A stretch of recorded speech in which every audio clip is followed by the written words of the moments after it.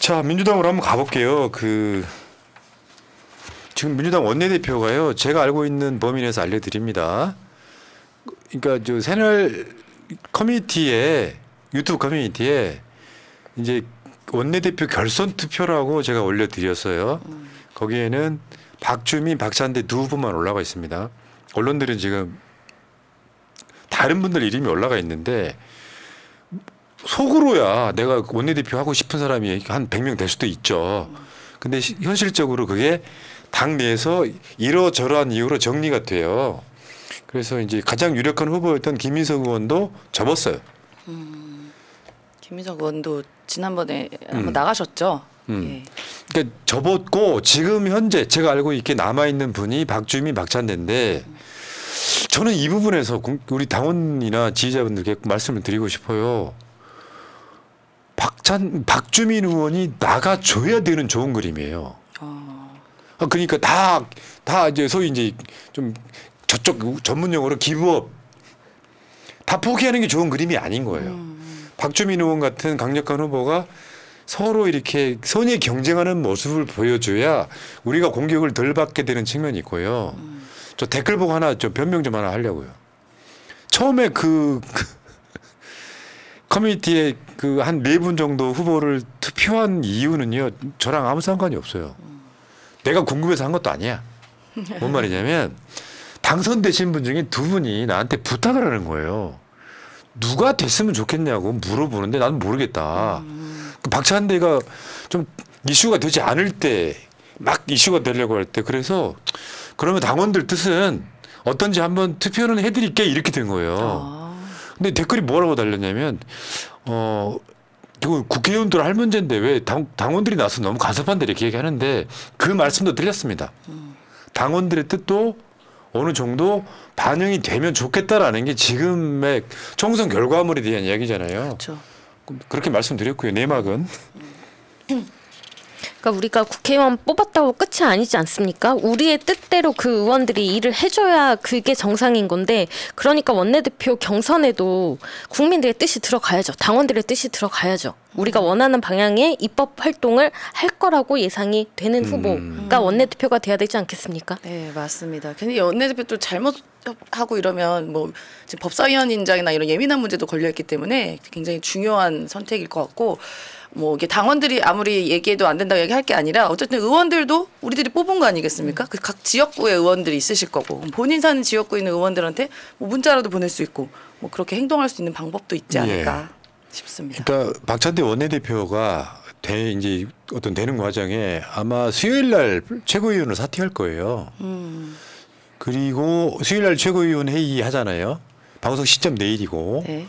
그러니까 이제 나오려고 했던 서영교 최고가 이제 포기를 하죠. 최고위원 2명을 공석 만들 수 없어서 박찬대 최고한테 양보하겠다 이렇게 되고 이건 아름다운 그림이에요. 그러니까 저쪽은 조중동이나 국민의힘 쪽에서는 이제 뭐 친명 어쩌고 막 자기들끼리 다 해먹네 얘기 하실 수 있는데 요거는 2가지도 가능하다고 얘기를 할 수 있어요. 뭐냐면 이런 거 있잖아. 그때 어제 지금 저 신임 당직자들과 함께 이제 색강 공원을 걸었던 장면에 이제 여러 가지 호불호가 있을 수 있잖아요. 누구나 다 박찬대를 좋아한다는 보장은 못하는 거고 내부적으로도 그렇다고 또 박찬대가 갖고 있는 장점이 또 큰 게 있을 거고 단점도 또 보이고 그러면 이 과정에서 박찬대 최고는 저는 권력을 갖는 게 아니고요. 어마어마한 무게를 진다고 저는 생각해요. 왜냐하면 이게 22대 국회 첫 원내대표잖아요. 저는 박찬대 최고가 어떻게 보면 정치적 도박일 수도 있어요. 지금 이 민심을 제대로 전달하지 못하고 한 1년 동안 만약에 비판을 많이 받게 되면 정치적으로도 힘들어집니다. 맞습니다. 그러니까 저게 꼭 좋은 자리만은 아닌 거예요. 그러니까 어쨌든 의원들을 대표하는 자리니까 뭐 잘해도 욕먹고 못해도 욕먹고 하는 경우도 많죠. 그 의도와 다르게 또 이렇게 보여지는 면도 있으니까. 특히 원구성 협의를 제대로 하느냐 못하느냐에 이 원내대표에 대한 평가가 거의 걸려있기 때문에 굉장히 무게가 큰 자리죠. 무게감이 큰 자리죠. 맞습니다. 박찬대 최고는 저도 알죠. 방송 고정 출연도 했고 아주 특이하게도 저는 국회의원들 잘 안 만나거든요. 근데 사적인 대화를 되게 많이 하신 분인데 일단 사람 좋다는 얘기는 들어요. 누구한테나. 맞습니다. 박찬대 사람 되게 좋아 하는데 그런 사람들이 오히려 더 강단이 있습니다. 그리고 제가 저번에 출연했을 때 그 이야기도 했어요. 방송 밖에서. 꼭 좋은 자리만은 아닐 수 있다. 근데 자기가 본인이 개혁하고 싶어하는 의지가 굉장히 센 거예요. 원내대표 한다 그래서 대단한 권력은 아니거든요. 그러니까 내가 총대를 메고 제대로 개혁하겠다. 여기에는 제일 중요한 게 법사위원장이 걸려 있죠. 그렇습니다. 근데 지금은요 아마 분위기 이렇게 갑니다. 18개 상임위원회 민주당이 다 가져가도 된다. 그게 민심이다. 그렇죠. 맞습니다. 이미 전례가 있잖아요. 21대 국회 전반기 민주당이 다 갖고 있었죠. 왜냐하면 상임위를 의석수대로 배분을 해버리잖아요.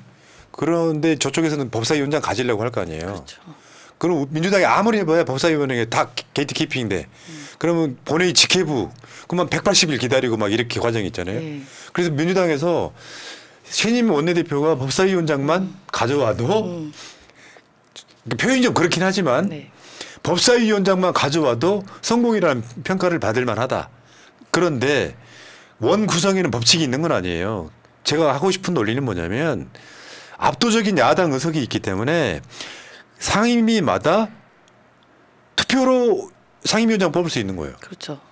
그러면 각 상임위에서 민주당이 다 당선되는 것도 가능하다 이런 이야기입니다. 맞습니다. 그 법사위원장은 반드시 그러니까 뭐 양보하는 게 없습니다. 당연히 가져와야 되는 거죠. 뭐 운영위원장도 포함해서요. 운영위원장은 또 특히 중요한 게 대통령실을 견제하는 기구다 보니까 또 너무 더 중요합니다. 지금 너무 산적한 문제가 많잖아요. 대통령실 관련해 지금 오늘 같은 뭐 그 이시원 비서관 문제라던가 이런 것도 있으니까 그 두 개는 반드시 확보해야 된다라는 게 많은 당원들의 네. 생각이죠. 그리고요 그 민영배 저번에 처음에 하는 투표에서는 민영배 의원도 원내대표 후보에 있었어요. 아니 꼭 재선이 하지 말란 법은 없거든요. 근데 그 민영배 이제 의원께서 오마이뉴스에 기고한 내용이 뭐냐면 민주당 원내대표에게 필요한 4가지 태도라는 게 있습니다. 한번 읽어주세요. 핵심. 대여 관계의 기본 원리를 강력한 투쟁으로 설정해야 한다. 협치라는 단어를 머릿속에서 지워야 한다. 끌려다니지 말고 끌고 다녀야 한다. 속도전이다. 원내대표가 원내 국회의원을 대표한다는 착각을 버려야 한다.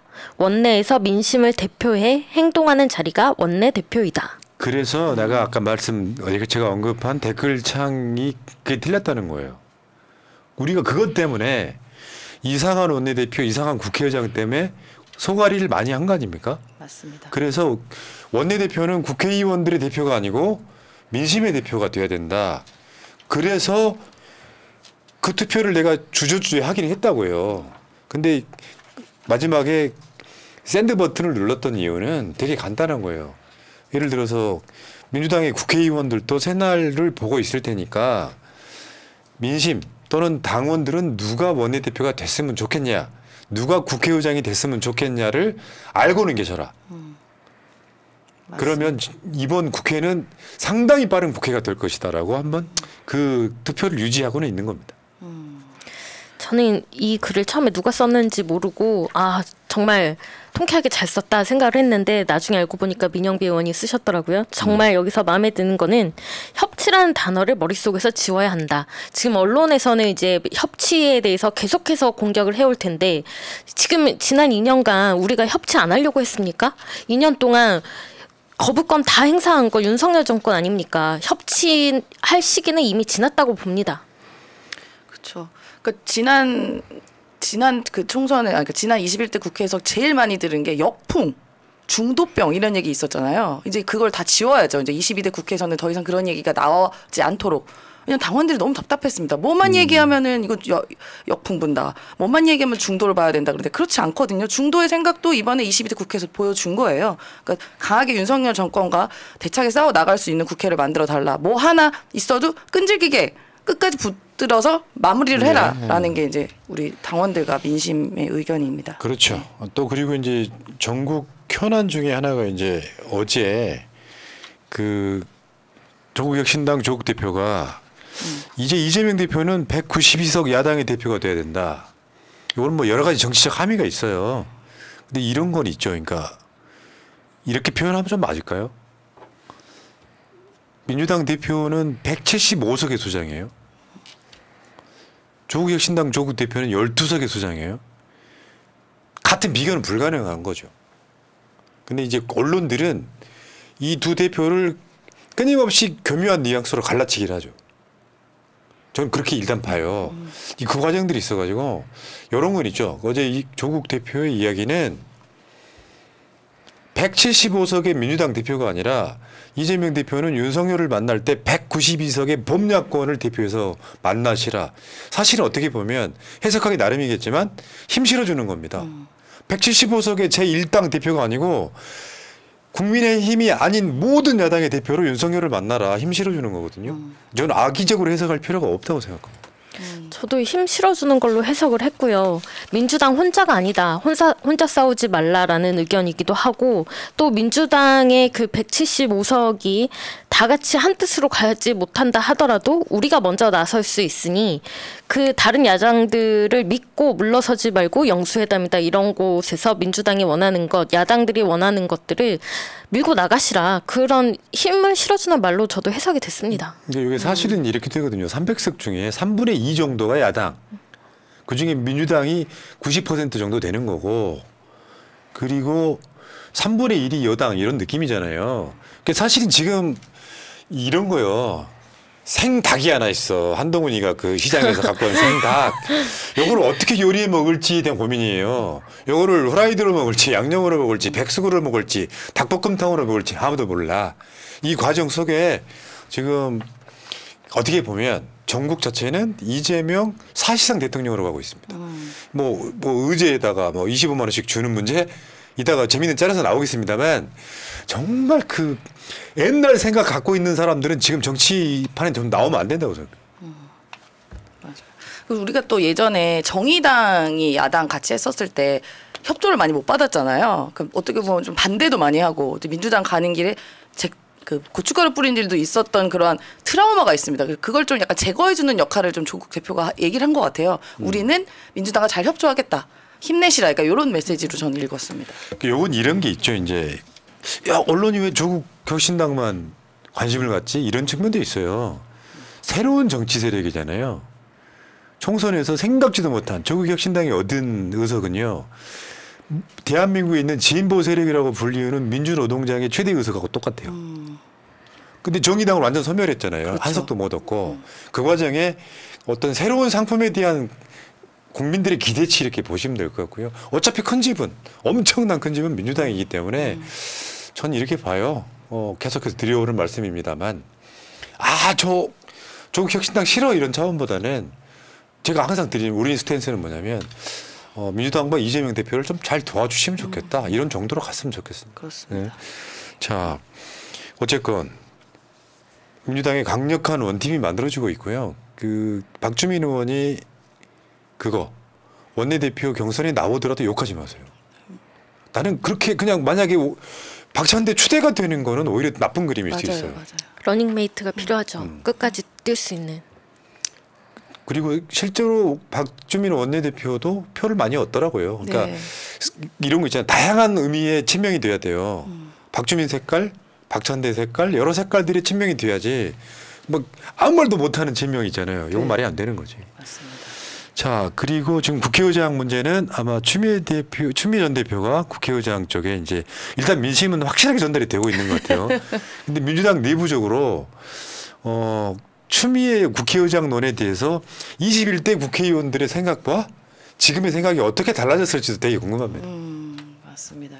좀 강단 있고 좀 카리스마가 있다 보니까 어쨌든 의원들이 또 선출하잖아요. 의원들과 사이가 친한 사람도 있고 안 친한 사람도 있고 호불호가 있다 그래요. 그런 부분이 조금 걱정되긴 하는데 그래도 아마 민의를 잘 살펴보지 않을까 싶습니다. 네.